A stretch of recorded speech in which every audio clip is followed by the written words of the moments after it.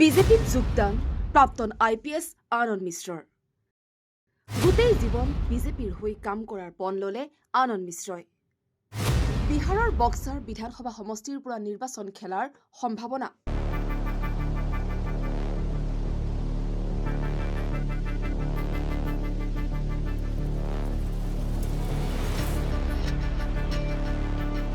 অসমত সিংঘম হিচাপে পৰিচিত আৰু যুৱ প্ৰজন্মৰ মাজত অত্যন্ত জনপ্ৰিয় প্ৰাক্তন IPS বিষয়া আনন্দ মিশ্ৰই আজি আনুষ্ঠানিকভাৱে বিজেপিত যোগদান কৰে।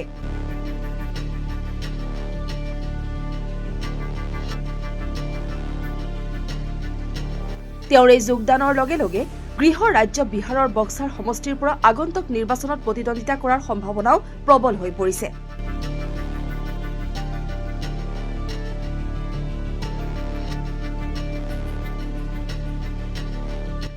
মঙ্গলবাৰে পাটনাৰ বিজেপিৰ ৰাজ্যিক কাৰ্যালয়ত আয়োজিত এক অনুষ্ঠানত বিহাৰৰ উপ মুখ্যমন্ত্ৰী সম্ৰাট চৌধুৰী আৰু বিজয় সিনহাৰ লগতে ৰাজ্যিক সভাপতি দিলীপ জয়ছোৱালৰ উপস্থিতিত আনন্দ মিশ্ৰই দলীয় সদস্যপদ গ্ৰহণ কৰে। দলত যোগদান কৰি মিশ্ৰই কয় যে বিহাৰক শক্তিশালী কৰিবলৈ হলে বিজেপিক শক্তিশালী কৰাটো অতি প্ৰয়োজনীয়। এই চিন্তাৰে তেওঁ দলত যোগদান কৰিছে।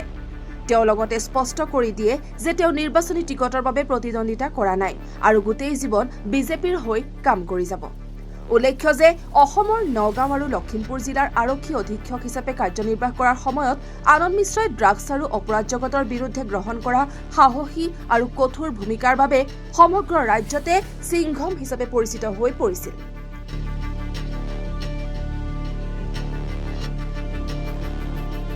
ইয়াৰ পূৰ্বে আনন্দ মিশ্ৰই ৰাজনৈতিক কৌশলবিদ প্ৰশান্ত কিশোৰৰ জন স্বৰাজ দলৰ সৈতেও জড়িত আছিল, যাৰ পৰা তেওঁ শেহতীয়াকৈ পদত্যাগ কৰিছিল।